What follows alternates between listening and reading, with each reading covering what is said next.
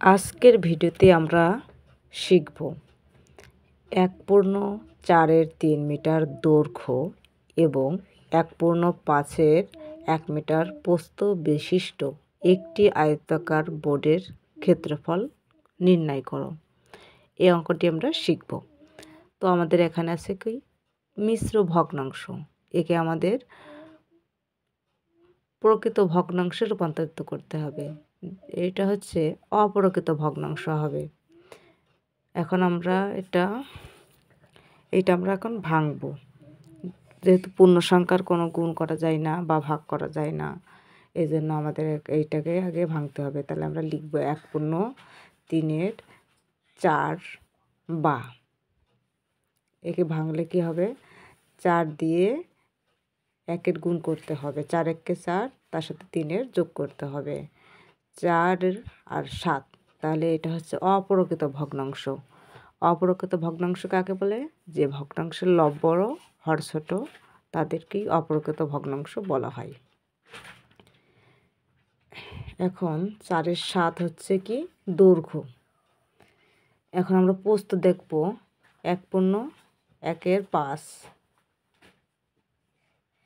বা একে আবার ভাঙাবো।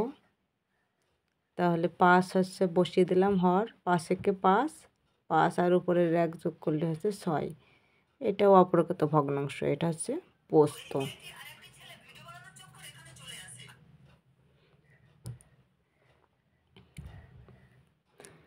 এখন আমরা জানি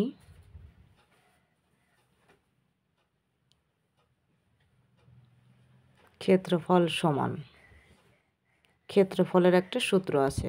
এই সূত্র অনুযায়ী অঙ্কটা করতে হবে।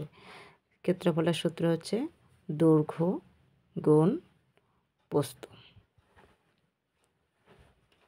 এখন আমরা অঙ্কটা ভগ্নাংশে করে দিলাম, রূপান্তরিত করলাম। এখন গুণ করতে আমাদের সহজ হবে। তাহলে দৈর্ঘ্য কত ছিল? 4-এর 7 গুণ 5-এর 6।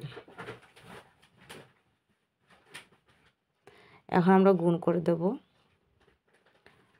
4 5 কত? 20, 4 5 20 আর 6 7 42।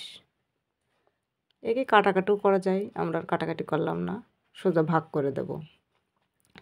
তাহলে 20 40-এর মধ্যে কতবার যাবে?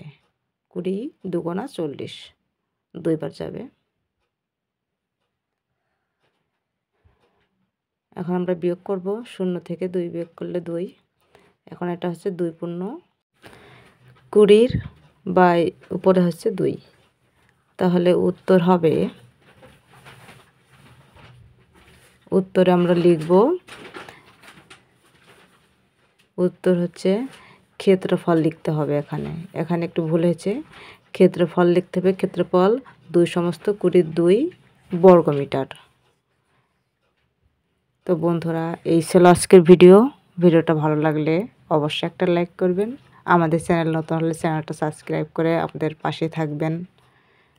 ধন্যবাদ সবাইকে।